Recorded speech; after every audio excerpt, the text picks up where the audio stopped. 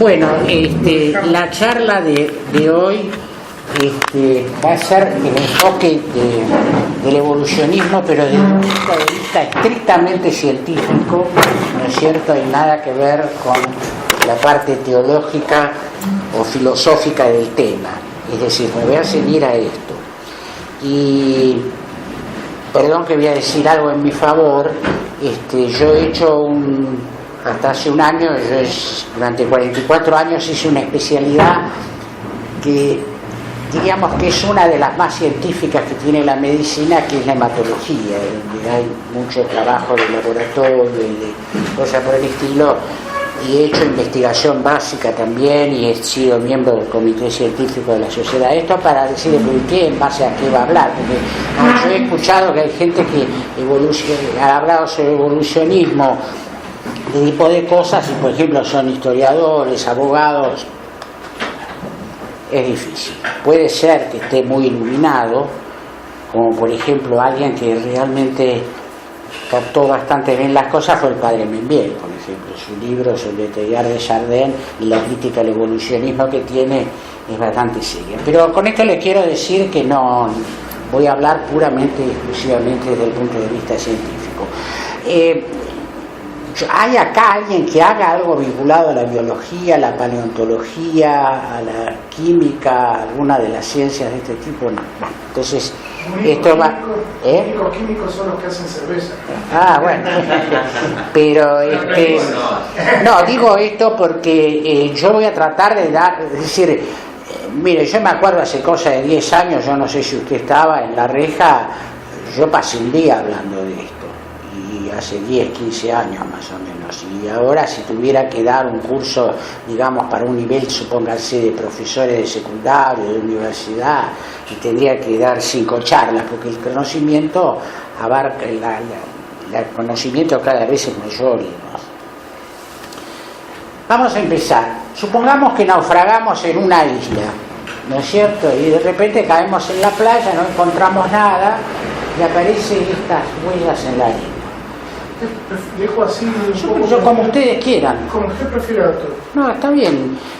Tengo poco para leer.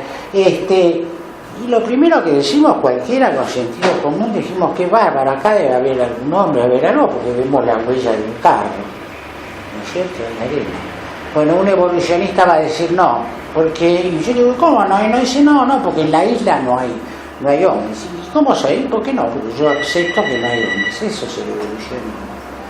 Es decir, usted, fíjense que ella iba a decir, no, dice, estas huellas que usted ve acá en la arena son producto del mar, de las mareas, de la resaca, del golpe del viento, etcétera, etcétera.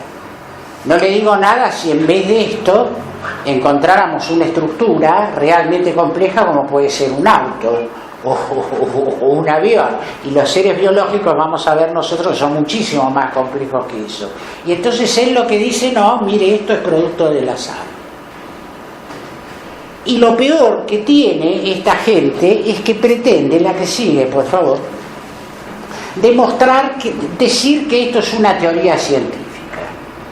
Y esto no cumple con los criterios. Por eso es que yo pongo esta frase que está sacada del libro de Tianjin Song, que para los que les interesa un poco la filosofía de esto, el libro que se llama De Aristóteles a Darwin y vuelta es una joya, ¿no? Y está sacada de ahí, es afirmar como verdad demostrada una enunciación indemostrable y divulgarla ante un público que no sabe en qué consiste una demostración científica. ¿Me entienden? Es una ideología típica, ¿me entienden? Y yo acá voy a detenerme en una cosa casi filosófica, ¿no? De filosofía de la ciencia, pero para vacunarlos a ustedes. Para decir que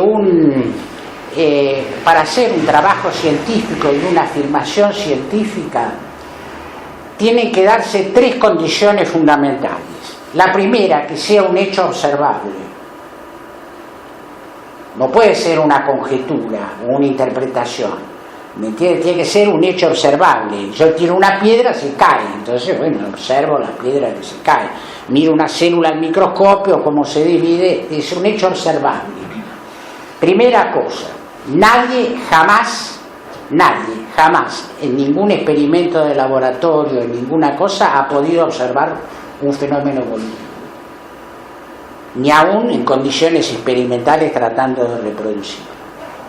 No observa, es decir, tiene que ser un hecho observable. Segundo, tiene que ser reproducible.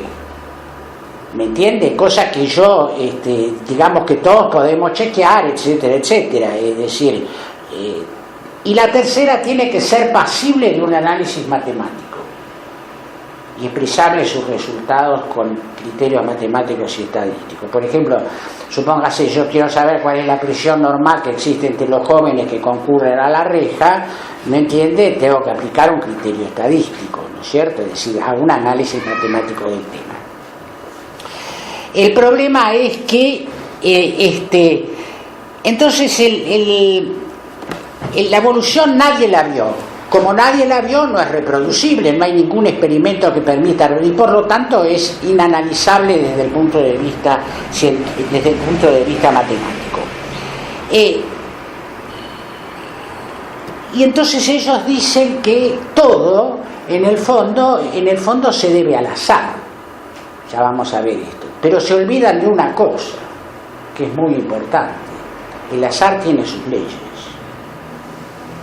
Es decir, el cálculo de probabilidades y el cálculo combinatorio son las leyes que tienen el azar. Y en base a eso también hay una cosa que es muy importante, que yo los quiero vacunar a ustedes, es ojo con las estadísticas, porque las estadísticas requieren, primero, cómo hago el muestreo yo. Por ejemplo, ustedes van a leer por hoy, está demostrado científicamente, ¿no es cierto?, que tener relaciones sexuales 3 veces por semana prolonga la vida. Eso sí demostrado. Desde el punto de vista científico es un abuso estadístico. O decirle a usted, por ejemplo, comer bananas mejora en forma significativa, qué sé yo, el crecimiento de los chicos. Es dificilísimo de probar. No sé si me explico, porque usted tiene que ver qué chicos tienen, que no tengan ninguna otra patología, que la única variable contra el grupo control sea la ingesta de banana, es decir, tiene que cumplir una cantidad de reglas. Por eso no se dejen llevar muchas veces cuando le dicen los periodistas y los divulgadores, esto está demostrado científicamente. No es fácil demostrar algo científicamente, como ustedes han visto, porque debe cumplir todos estos criterios. Entonces, esto es muy importante.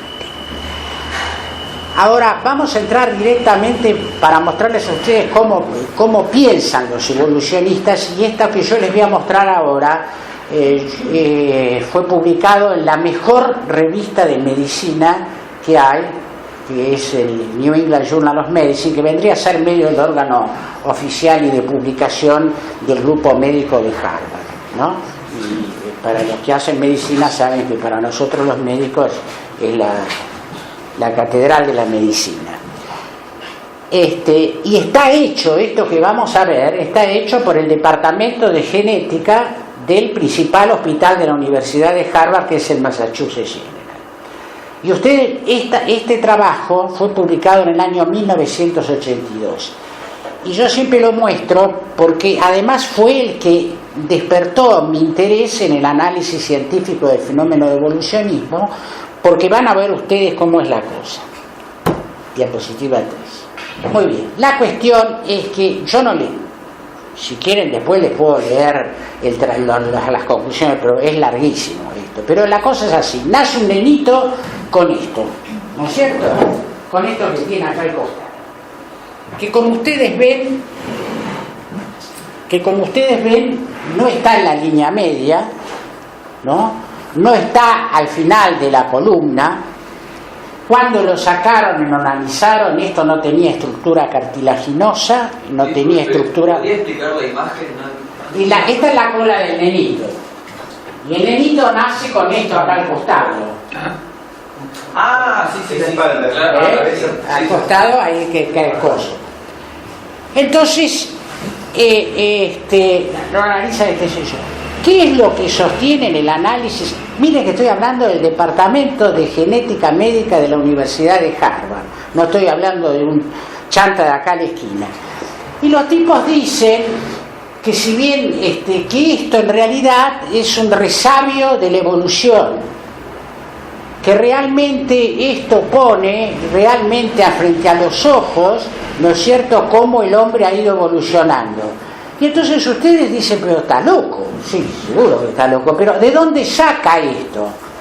Miren, es increíble. Si alguien lee inglés, yo una cosa después, por favor, yo les voy a dejar mi mail, porque voy a decir cantidad de cosas. De esto tengo una bibliografía y cosas bastante sencillas. Yo les puedo mandar el artículo, porque es increíble. Dice que porque hay una cepa de ratones de laboratorio que tienen una mutación en el cual la cola le aparece al costado, esto, ¿me entiende?, es la evidencia de que nuestros ancestros, de que descendemos de unos seres que tenían cola. ¿Ustedes se dan cuenta? Bueno, así piensan, Perdón, ¿eso es una mancha o una...? No, es como si tuviera, tiene un apéndice, sí, ellos se lo operaron y qué sé yo. Esto para mostrarles a ustedes realmente cómo es esto. Bueno, esto fue lo que a mí me despertó. Dije, pero si realmente analizan todo así, estamos listos. Esto es no resiste el menor análisis. Uno no entiende cómo una revista de ese nivel, que además los artículos son revisados por un grupo de expertos y qué sé yo, permitió que se publicara esto. Bueno, muy bien. Toda ciencia tiene que definir muy bien cuál es el objeto al cual se va a dedicar, ¿no es cierto? Se va a dedicar a las reacciones químicas, se va a dedicar a la física, se va a dedicar a la astronomía, etcétera, etcétera. Entonces, lo primero, la biología se dedica al análisis de los seres vivos. Entonces hay que ver qué características fundamentales tienen todos los seres vivos. Y esta diapositiva que yo les voy a dar de un antievolucionista, sino un premio Nobel, la que sigue, por favor, que de medicina famoso, que es Jacques Monod, autor de un libro muy criticado, que es El azar y la necesidad. Hay un francés que se llama Servet que le contestó a azar y certeza, ¿no?, sin criticándoselo, porque él atribuye todo al azar. Ya vamos a ver qué fundamentos tiene, pero hace una observación de las características fundamentales de los seres vivos. Entonces dice que son objetos dotados de un proyecto. ¿Por qué? Porque el ser vivo, cualquiera sea, desarrolla su vida, ¿no es cierto?, en base a un proyecto, a una característica que le es fundamental. Lleva a cabo un proyecto, un destino, digámosle, si ustedes quieren, es decir, que tiene un fin. Muy bien.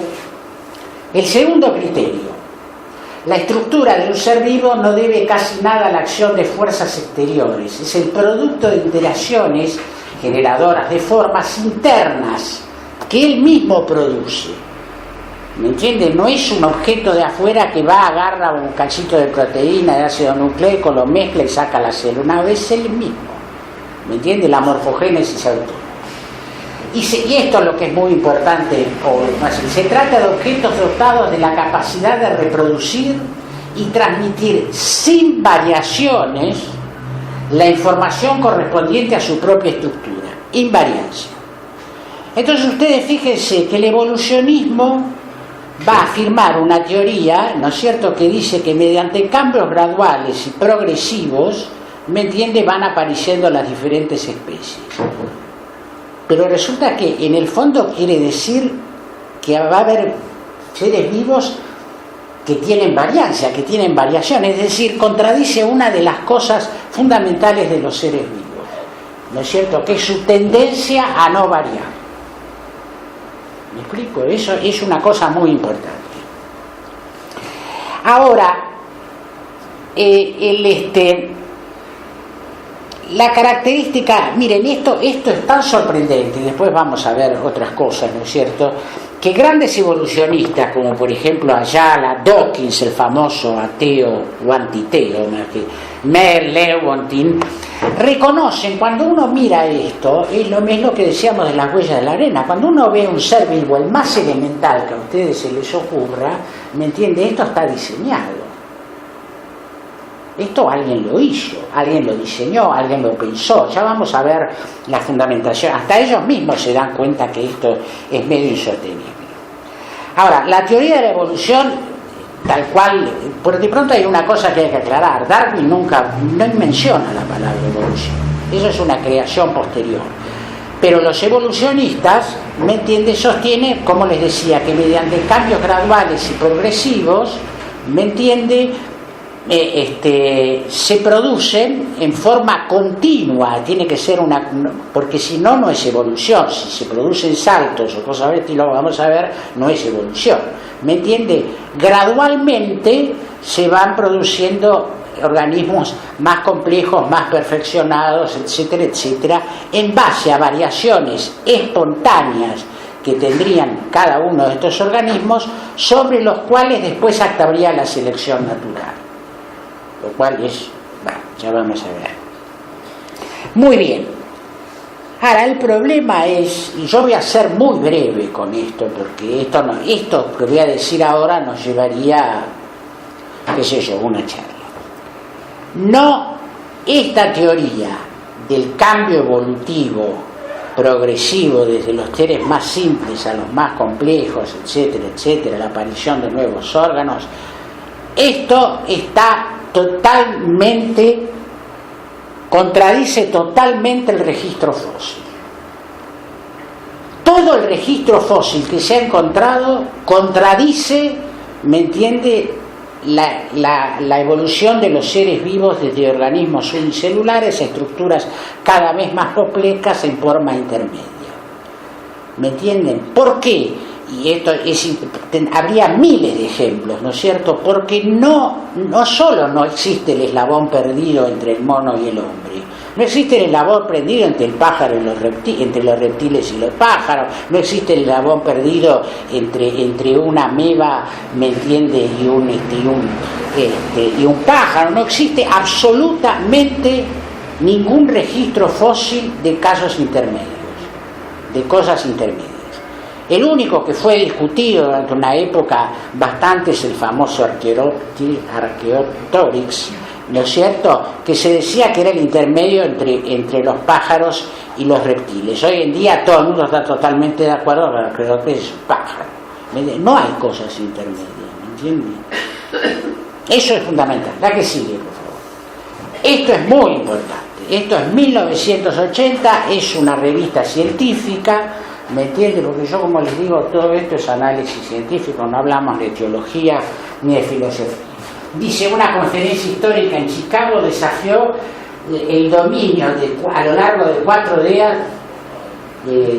décadas de la síntesis moderna. La síntesis moderna es esto que yo les acabo de decir, la teoría de evolución de pequeños cambios de organismos menos complejos en forma lenta, evolutiva, la selección natural, cosas. Bueno, la que sigue. Chicago, la respuesta a la pregunta de si los cambios biológicos y genéticos, microevolución, una que uno tiene chiquitita, ¿no es cierto?, explican el origen de la especie, macroevolución, la respuesta fue terminante: no. Son científicos, se reunieron paleontólogos, químicos, físicos, antropólogos, etcétera, etcétera. La que sigue. Esto es durante millones de años las especies permanecen sin cambio según los testimonios fósiles. Desaparecen abruptamente y son reemplazadas por otras especies sustancialmente diferentes. Estoy hablando de un paleontólogo de Harvard. Está bien que hay chancas ahí también, por supuesto, no es un privilegio nuestro. Tengo una visión muy pesimista del testimonio fósil como fuente de datos. Paleontólogo de la Universidad de Los Ángeles. Para citarle 2 nomás. El trabajo tiene 5 páginas y hay donde se ha visto, por ejemplo, tipos que presentaron la evidencia que hay a través de los moluscos, otros de los insectos y qué sé yo. No hay ningún testimonio fósil que avale la evolución. Y la cosa se puso mucho más espesa cuando se descubrió, yo no puedo entrar en demasiados detalles de esto, con la llamada explosión del Cambriano. Hace 500 millones de años, ¿me entiende?, de seres prácticamente pauticelulares, es decir, con muy pocas celas, algas, hongos, algunos organismos flagelados y qué sé yo, de repente aparecen hace 500 millones de años, ¿me entienden? Todos los fila que nosotros conocemos hoy de las diferentes ramas, desde los équidos, los monos, las ranas, qué sé yo, los pájaros, qué sé yo, aparecen todos de golpe sin ninguna forma intermedia, ¿me entienden? Ni ningún antecesor. Con el agravante que ahora, según los últimos experimentos arqueológicos, las formas más complejas anteceden a las más simples, como si las más simples fueran degradaciones de las complejas. ¿Se entiende lo que quiero decir? Perdón. Claro, porque hay como que hay una especie degenerada, digamos, degradación. Una degradación. Esto, hay un libro que hay muchos que lean inglés acá, ¿o no? Bueno, hay un libro que se llama Darwin's Doubts, las dudas de Darwin, de un señor que se llama Stephen Meyer, publicado en mayo de este año, que se lo pueden lo compran por internet, sale relativamente barato, que es miren ustedes, pónganse en Amazon.com y miren los comentarios que tiene de científicos y qué sé yo, y en Barnes ha sido un bestseller que destruye totalmente el evolucionismo. Entonces es lo mejor que hay en este momento y más actualizado. Bueno, entonces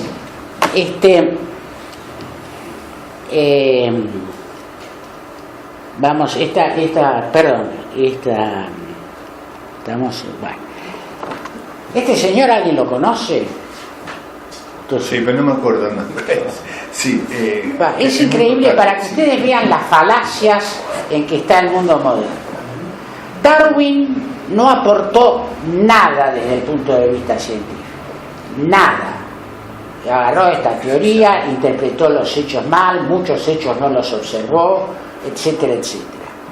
Él, por supuesto que en su libro dice las críticas, ¿cómo le podría decir? A la teoría de la evolución, él las previó.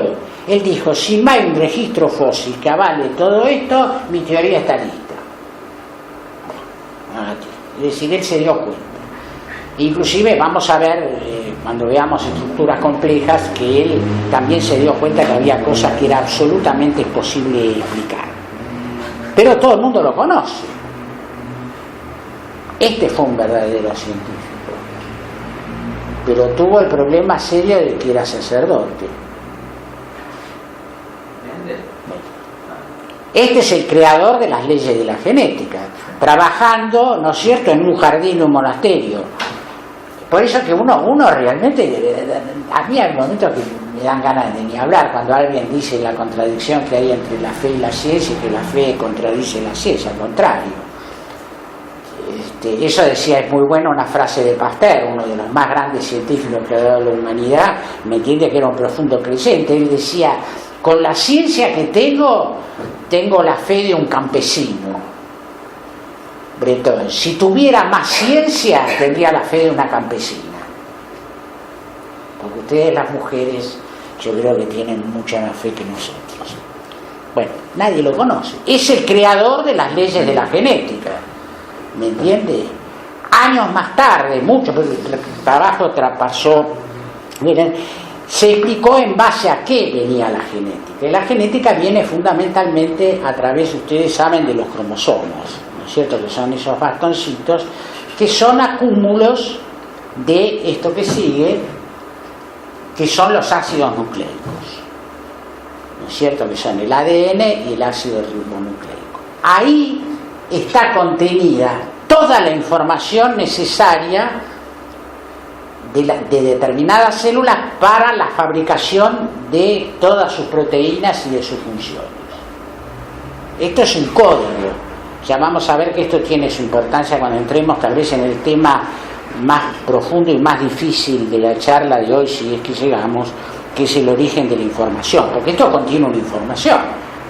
Los que hacen computación, ustedes tienen un código, en vez de ser un código binario como el de la computación, este es un código que se maneja, bueno, no voy a entrar en detalle, con la secuencia de las bases píricas y midimínicas. Es un código, es como las letras de un alfabeto. ¿Me explico? Tiene toda esa información. Y muy bien. Ahora,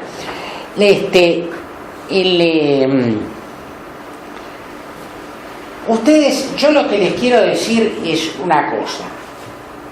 La estructura consiste en estos pentágonos que hay acá, que son un azúcar, que se llama ribosa. ¿Me entienden? Y a su vez consiste en una serie de bases químicas, que son guanina, timina, adenosina, guanina, etcétera, etcétera, que son, digamos, diferentes.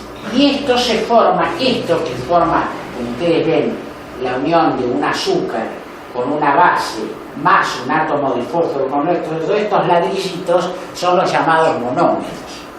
¿Me entiende? De fibrina. Un hombre dijo, el diablo. Este es el diablo.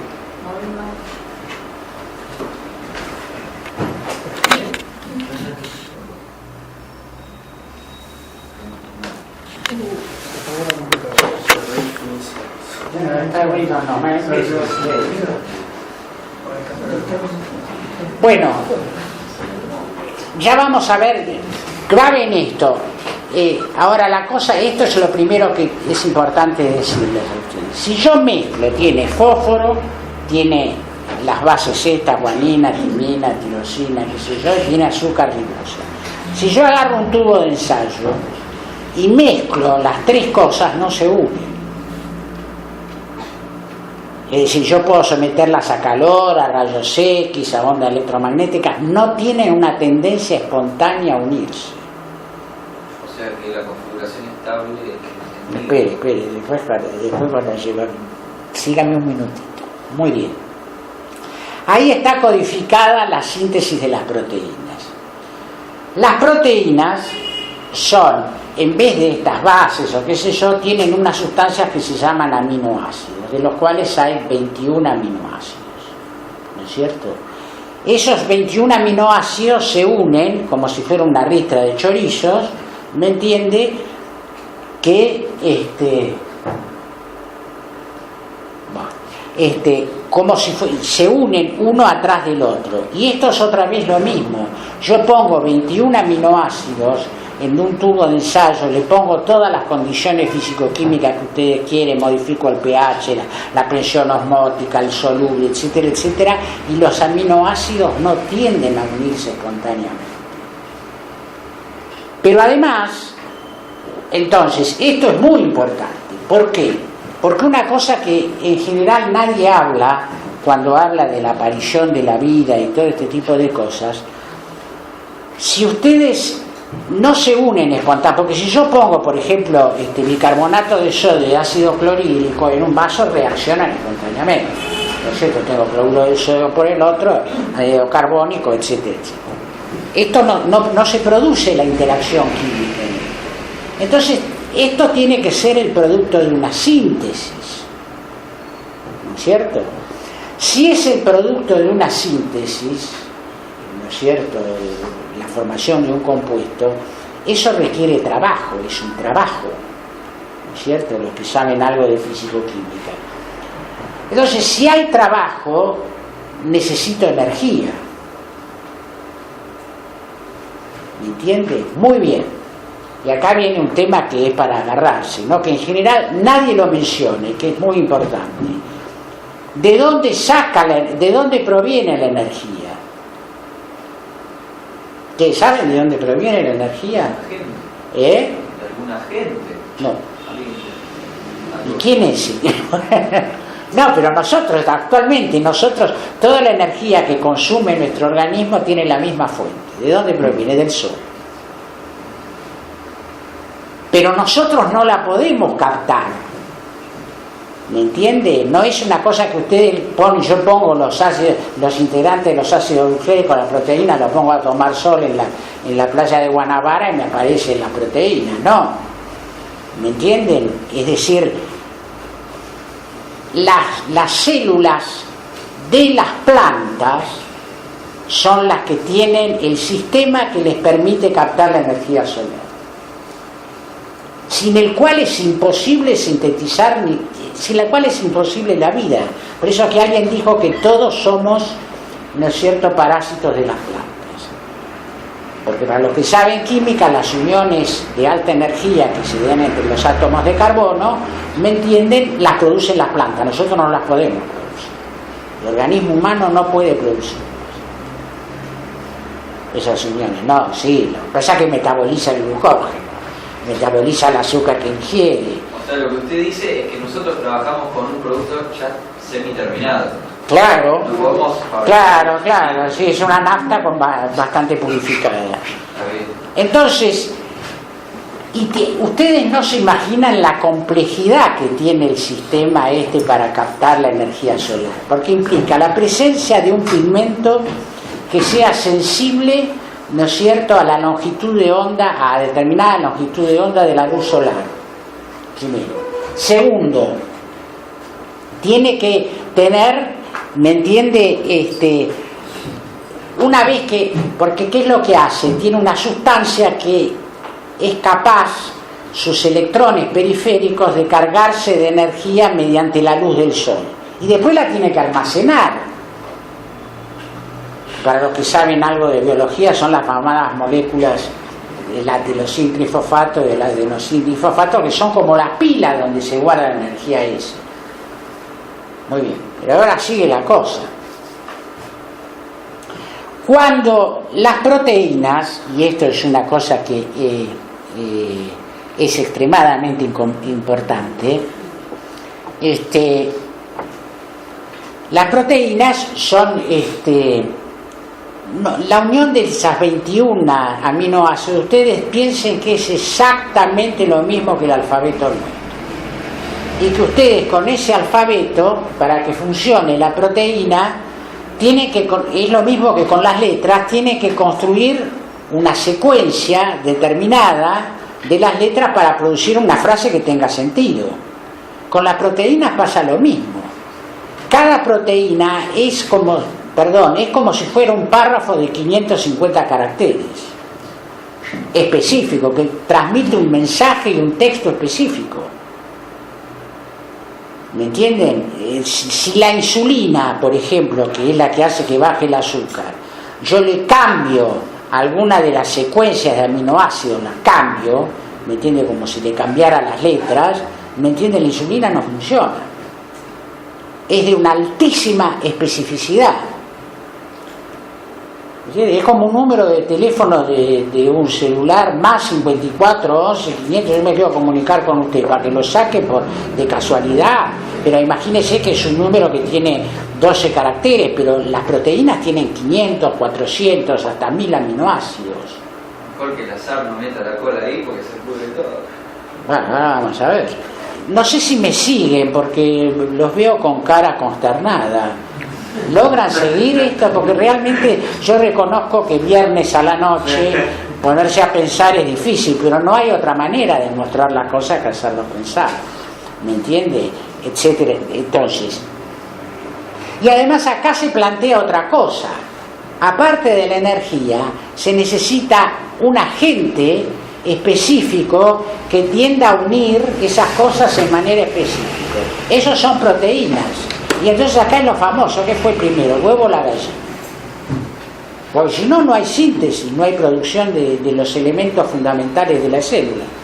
Non fuga. No, sí, lo arreglan es mejor que lo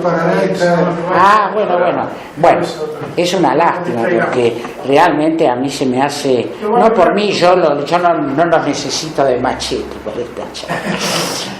Entonces, ahora ustedes fíjense una cosa.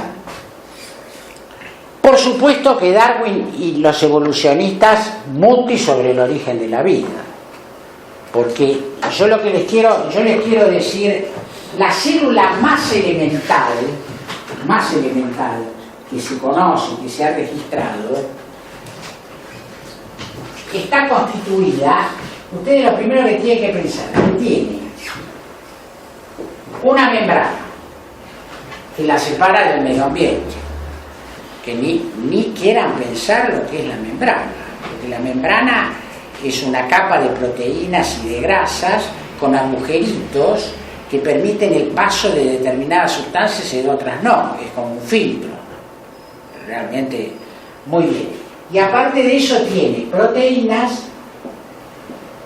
y tiene ácidos nucleicos que contienen la información genética para la producción de las proteínas y funcionamiento de todas las células.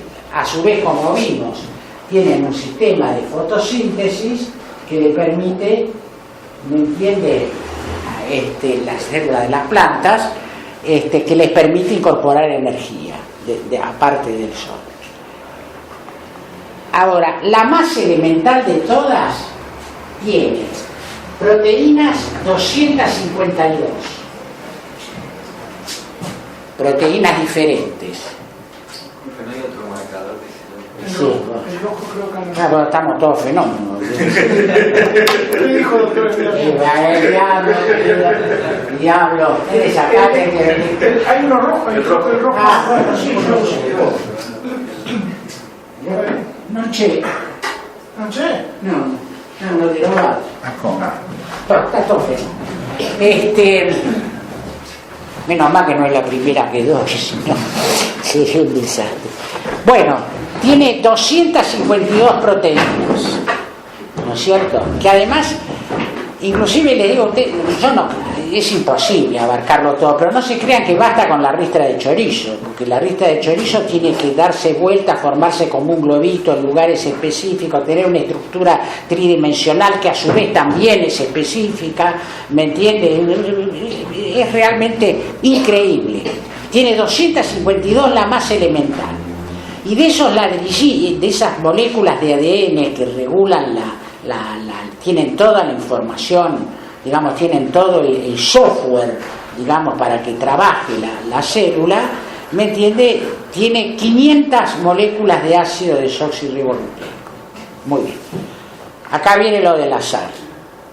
Todas esas estructuras son específicas, es decir, no son cualquier cosa, ¿me entiende? No son cosas al azar, tienen que tener todas un sentido, una estructura muy específica.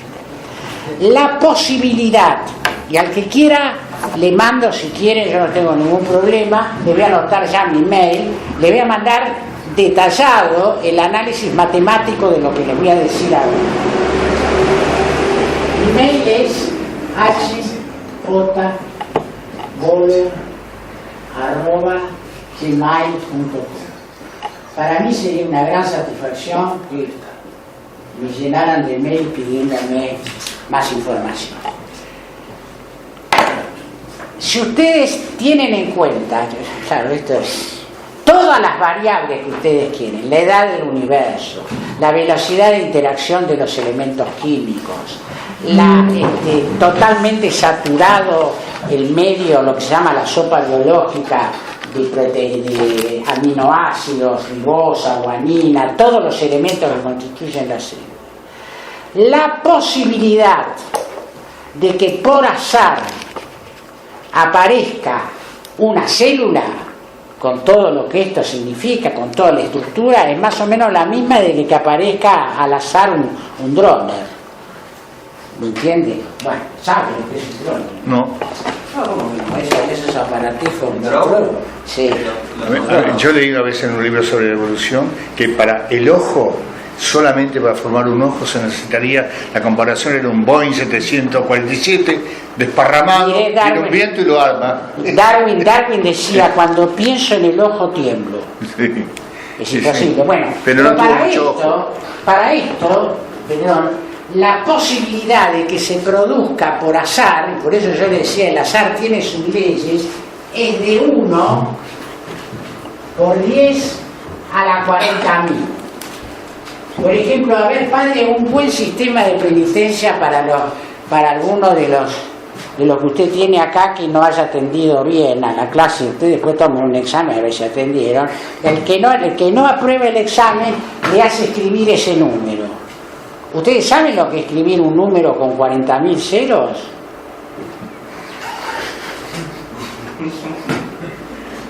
Toda la noche.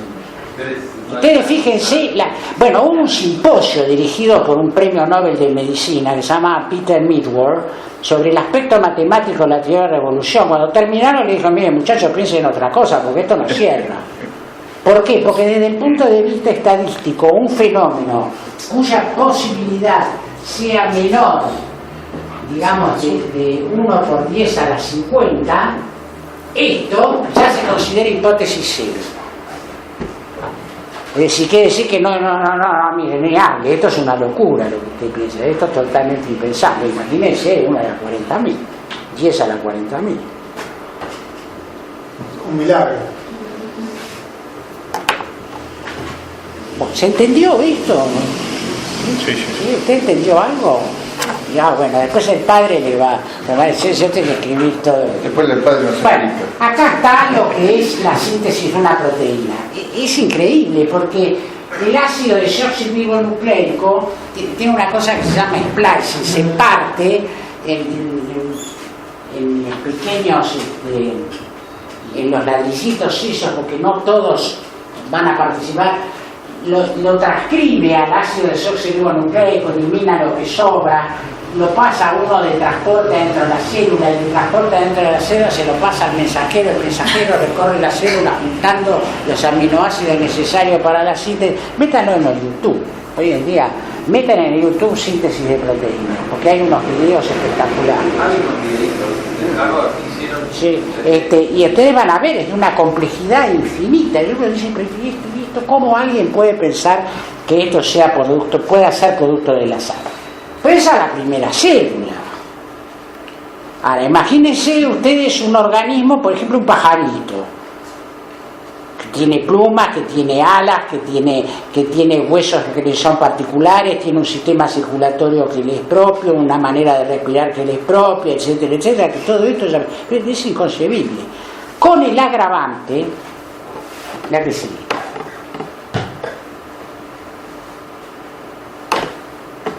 Ellos decían que hasta ahora, y ahora van a ver que esto se complejiza bastante más con los nuevos descubrimientos de la organogénesis, decían que los seres, si bien tenían tendencia a la invariancia, a no variar, ellos están todos muy de acuerdo, pero a veces se producían errores, ¿no es cierto?, en la transcripción, que son las llamadas mutaciones, es decir, o en la transcripción o errores en la molécula que tiene codificada la información. Entonces ellos dijeron que esa era lo que permitía la aparición de nuevos órganos y de nuevos genes. Insostenible. Una proteína pequeña, bueno, la probabilidad de que este gen, el más chico de todos, ¿no?, nucleótido, aparezca por azar. Bueno, esto es de una proteína. Nosotros hemos hablado de una célula. La que sigue, por favor. A ver. La que sigue. Esto de la fotosíntesis. Las mutaciones. Su frecuencia es muy baja. ¿No es cierto? Es 1 cada 10 a las 26 generaciones que se produce. ¿Me entiende? Y además, por ejemplo, se han analizado organismos que tienen un ritmo de crecimiento rapidísimo, como por ejemplo son las bacterias, ¿me entiende? Y jamás, nunca nadie, no sé si alguien estudia medicina, el estafilococo aureus está igual desde hace 600 millones de años. Y cuando hablan de, por ejemplo, que respecto a los remedios, que uno... una cosa es el mecanismo de adaptación. Claro. ¿Me entiende? Eso se produce, pero es muy largo. Si quiere después al final se lo explico. Es porque se activa por un sistema alostérico, de acuerdo a la concentración de una determinada sustancia, se activa un determinado gen que le permite pero eso. Entonces están preparadas para eso. Y tienen esos recursos, qué sé yo. Claro. Bueno, pero existen en las células científicos y complejos sistemas de corrección. 25 sistemas de corrección de los posibles errores en la transcripción y en la duplicación del ácido nucleico. ¿Me entiende? La mayoría de las mutaciones hasta ahora se pensaba que son neutras. Ahora la cosa está cambiando. Es decir, son en áreas en que no se sabe para qué codifican. ¿Me entiende? Pero no son tan importantes porque contribuyen a la estructura, a que se mantenga la estructura de los ácidos. ¿Usted a qué se dedica? ¿Yo? Sí. No, yo no hago medicina. Bueno, si no le iba a dar ¿me entiende? Y no existe ninguna mutación beneficiosa conocida. Si las mutaciones o son neutras o son perjudiciales. Hay una sola excepción, que en el fondo no es tan así, que es una mutación que se produce en la hemoglobina, ¿me entiende? La sustancia esa, que aparentemente que causa una enfermedad bastante grave, que es la anemia falciforme, sobre todo, y que protege contra la malaria. Porque ustedes saben que el paludismo es un bichito que se mete dentro del glóbulo rojo. Entonces la hemoglobina está aparentemente muy larga. Pero el problema es que el tipo que tiene esto se muere antes de la anemia que por la malaria. No sé si me explico. Bueno. Pero además acá viene una cosa que es tremendamente importante, y esto es extremadamente novedoso. Un simposio, yo les puedo dar el dato, está en internet. Yo como soy pijotero no lo compré, leí nada más que la parte que tiene de vista previa del coso, pero a su vez tengo un papel de un tipo que hace un análisis del simposio en la Universidad de Viena en el 2006, ¿no es cierto?, ante la Academia de Ciencias de Nueva York. O sea que, si bien yo no lo leí entero, pero lo he leído bastante. ¿Cuál es el problema? Ahora viene un problema muy serio que va a dar vuelta entera a todo el problema de la evolución y de esto.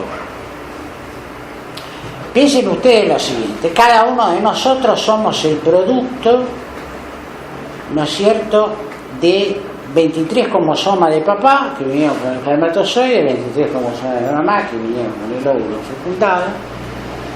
¿Me entienden? De eso, a partir de ahí tenemos 46 cromosomas, ¿me entienden? Y desde el óvulo, desde el huevo fecundado, hasta que desaparezca todo, yo tengo hasta muerto, después en el pelo, en esto, tengo los huesos, tengo las mismas, el mismo código genético, ¿sí? Las mismas cosas. Muy bien. Pregunta: si todas las células de mi organismo tienen exactamente el mismo código genético, es decir, la misma cosa, es decir, ¿por qué hay células que se transforman en células nerviosas, otras en células de la piel, otras en hígado? ¿Por qué hay información apagada y otra encendida? ¿Cómo? ¿Por qué hay parte de la información que está encendida en algunas células para...? Sí, bueno, ¿quién las enciende? El mismo manual de instrucción, digamos, es como que hay un código genético, un manual en general y un manualcito particular para cada célula. O sea, sí, pero ¿de dónde viene el manualcito para cada célula? ¿Quién es el que le dice activar la secuencia de porque hay proteínas, ¿no?, que las encienden. No hay mediadores químicos. claro, usted está preguntando cuál es el agente que le dice vos vas a ser hueso, vos vas a ser neurona. Claro, porque eso es la manera que usted tiene para explicar la formación de los órganos, la organogénesis, es decir, ¿por qué se generan órganos nuevos? ¿Por el código genético? Y necesariamente. Yo tengo que Pero pero yo lo que le digo es lo siguiente: ¿es el código genético el que condiciona la aparición de órganos nuevos? No, factores externos quizás que ante, ¿dónde digamos, están? hay como receptores que están mirando y dicen, bueno, se incrementa. Sí, pero ¿dónde están? Pero dígame dónde están. Puede ser lo que llamamos el alma, que es lo que... digamos, no me quiero meter en filosofía. No me quiero meter en filosofía. A ver qué metes. No, bueno. Espere que yo le dé el dato de por dónde viene la cosa. Usted está bastante orientado. Depende a qué lugar del embrión se dirija la célula. Si la célula se dirige a la parte dorsal del embrión, va a ser tejido nervioso. ¿Tejidos? Nervioso. Le pongo, se lo simplifico. Si se ubica en la parte ventral del embrión, va a ser piel. Y si está en el medio, va a ser, y tubo digestivo. Y si está en el medio, van a ser huesos, músculos y qué sé yo. Es decir, que en el espacio de los embriones, ¿me entiende? Hay algo que no es una sustancia química que está diciendo qué secuencias de ácidos nucleicos se van a activar. No es algo químico. No. Bueno, espere, si usted va a solucionar el misterio acá sin dedicarse a eso, mejor, pues si no va a terminar como Maradona. Yo opino de qué, o sea, no le dé vuelta porque no la tiene. Muy bien. Bueno, ¿me entiende? Es decir, la que sigue. La que sigue. Esto les voy a mostrar a ustedes cómo con el mismo código genético, exactamente con el mismo código genético, ustedes pueden generar estructuras totalmente diferentes. Esto es el huevo de una mariposa, ¿no es cierto? Cuando se activa, se fecunda, crece, esto, el otro, qué sé yo, se transforma en lo que sigue, que es un gusano. En un determinado momento, el gusano empieza a sintetizar lo que es la crisálida de la mariposa, que es como una cascarita que se le forma en el interior, ¿no? La que sigue, bueno, ¿qué es esto? Dentro de esa crisálida el gusano se licuifica totalmente, se transforma en una masa gelatinosa en la que es imposible ver nada, y después de un cierto tiempo empieza a salir la mariposa. Lo que sigue es exactamente el mismo código genético. Pero se mezcla todo como un gel ahí. Sí. Si quiere hay un libro dedicado a esto, nada más. O sea, si quiere se lo paso. Y esto es muy interesante para usted, padre, cuando predique sobre la resurrección, que a nosotros nos cuesta mucho. Hay un verso del Dante que está en el, tome nota, canto décimo del el canto décimo del Purgatorio, que dice, lo voy a decir en castellano, dice: al nacer somos gusanos para formar la mariposa angélica. Creo que es la analogía más grande que existe entre cómo nosotros, que somos gusanos, vamos a terminar todo destruido y después, por la gracia infinita de Dios, vamos a resucitar de una mariposa. El Dante lo dijo. Nadie lo puede explicar a esto, ¿eh? Pero ahora viene otra cosa más embromada. Y aparte hermoso, con un diseño hermoso. ¿Usted lee inglés? No sé. Bueno, busque Metamorfosis. Hay un libro que es las fotos que tiene, sí, las cosas, si sabe a mariposa. Pero hay otra cosa ahora que es mucho más sorprendente todavía que esto. Y esto lo cita un científico italiano que fue presidente de la sociedad internacional, que era de genética médica, que es Giuseppe Sermonti, que publicó un libro muy bueno hace 8 años que se llama Olvidarse de Darwin. El subtítulo es muy bueno. ¿Por qué una mosca no es un caballo? Y dice que cualquier científico serio tiene que decir que no sabe. Y van a ver por qué. Hay alguien que hizo un experimento que yo desgraciadamente no pude encontrar el trabajo original, digamos, presentar. Pero un señor tomó una célula totalmente indiferenciada, ¿no es cierto?, de un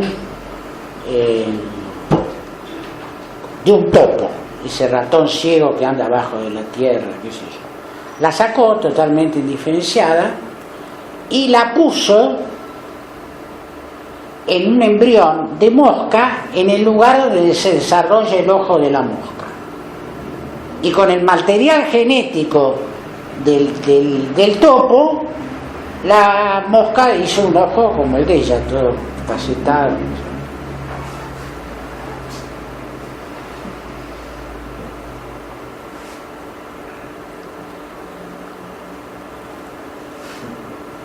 Ya van a ver la frase final con la que termina esto. Entonces, bueno, Pero además hay otra cosa. No, perdón, ¿cómo se llama el experimento o el autor? Giuseppe Sermonti. El libro se llama Dimenticare Darwin. No creo que esté traducido. Y el subtítulo es ¿Perché la mosca non è un cavallo? No, por favor. Cualquier cosa, si no lo consigue, nos ubicamos, se lo presto, lo fotocopio. Pero además hay otra cosa sorprendente, que es lo que se llaman las estructuras intrínsecamente complejas. ¿La que sigue? Bueno, estos organismos tienen aproximadamente 800 a 900 millones de años de antigüedad. Son los llamados organismos flagilados, que son algo que está entre medio entre las plantas y los animales, etcétera, etcétera.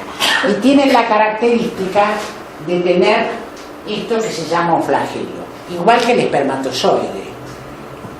¿Entiende? Tiene un flagelo. Ahora, lo increíble, estamos hablando de algo de 800 millones de años, ¿no? El flagelo actúa como un motor rotatorio, no es como las sillas que actúan como remo, sino que es un verdadero motor rotatorio, 800 millones de años.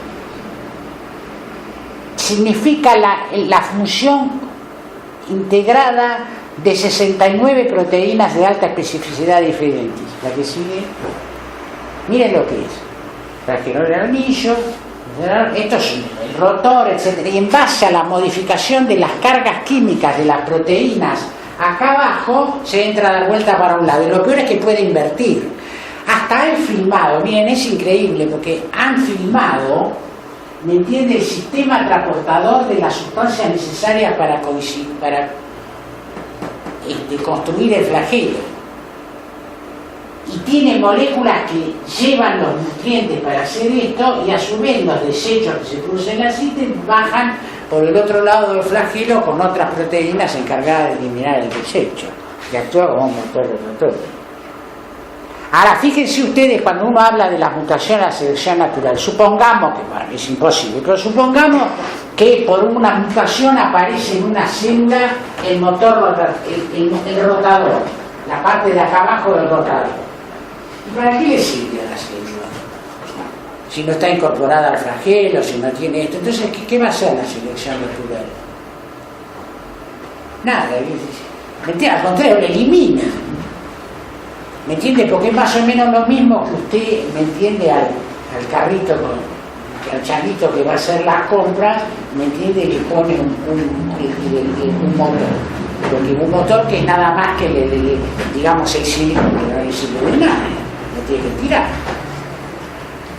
¿Se entiende? Son estructuras que tienen que aparecer todas coordinadas y juntas, porque si no, disminuye la sobrevivencia, son perjudiciales para la salud.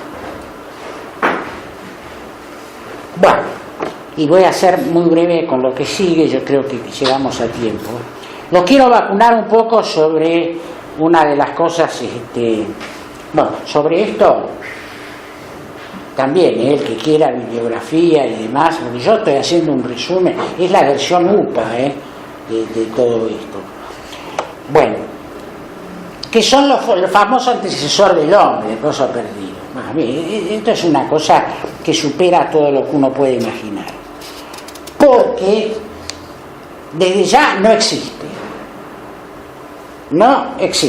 dicho por grandes paleontólogos, ahora vamos a ver.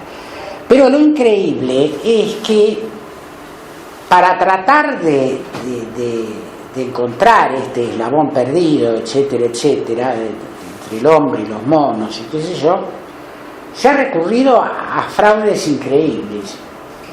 La que sigue, bueno, no sé si se ve muy bien. Esto es bastante importante, por eso voy a perder un poquitito de tiempo, pero para ver, porque va a aparecer, igual que en el TCI, un personaje muy conocido por casi todos, sobre todo por mi padre y algún otro de mi generación. Estos son los huesos del hombre de Piltdown. ¿Alguien habló allá alguna vez el hombre de Piltdown? ¿Qué es difícil? Bueno, resulta ser que en el año 1908, en el sur de Inglaterra, ¿no es cierto?, un grupo de paleontólogos descubren la región parietal del cráneo de un hombre, es esto, un pedazo más grande, parietal, un pedazo de la región frontal, después se encuentran una mandíbula, ¿me entiende?, y aparece también un fragmento del diente, qué sé yo. La cuestión es que por el análisis paleontológico de los paleontólogos estos, en el que lo llaman para colaborar a un jesuita que estaba haciendo un perfeccionamiento en Hastings, donde creo que tiene una orden, y lo invitan a participar. Y él es el que encuentra el diente. Es Teilhard de Chardin. Hasta el año la que sigue. Ahí lo tiene la Teilhard de Chardin analizando los huesos del hombre de Pilo. La que sigue, así se reconstruyó. El negro, es decir, todo eso así estuvo expuesto en el Museo Británico como el eslabón perdido y la prueba irrefutable de que descendíamos del mono. Hasta que en 1952, tengo los nombres de esto también, si quiere, tengo 1000 fichas, descubren que en realidad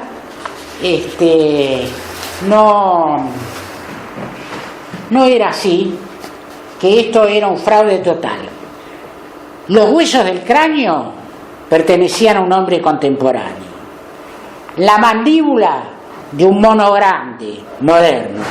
Los teñieron artificialmente con dicromato de potasio para darle el aspecto de viejo. Y desgastaron los dientes con una lima, ¿no es cierto?, para darle el aspecto de que era viejo, que correspondía a los dientes de un mono.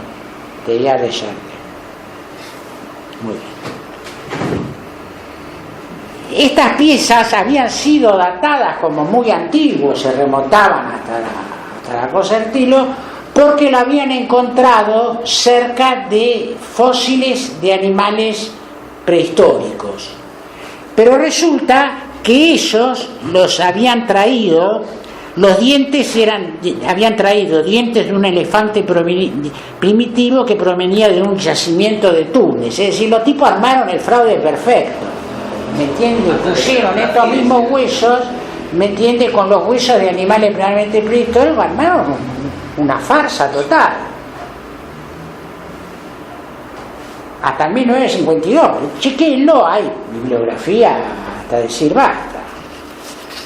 Bueno,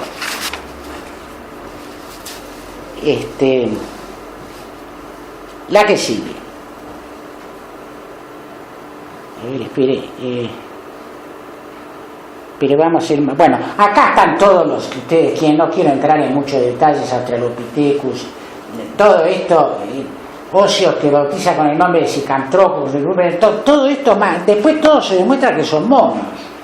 No hay absolutamente ninguna cosa que es muy importante. No se conoce ningún esqueleto completo, siempre son fragmentos de huesos. ¿Me entiende? Y otra cosa que es importante, tampoco están las partes blandas, de manera que es muy difícil.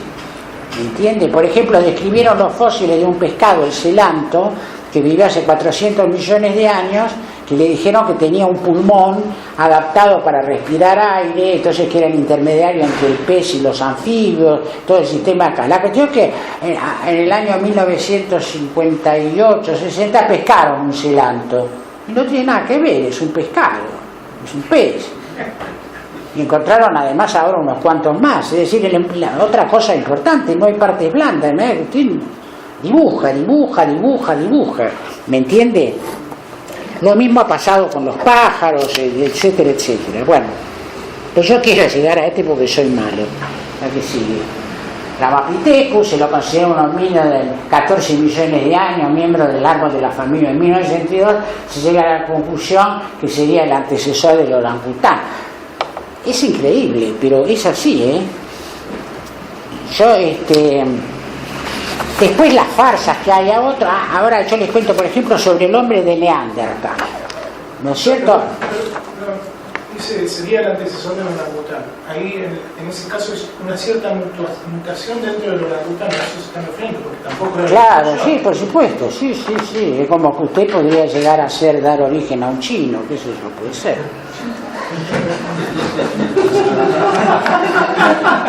Entendí.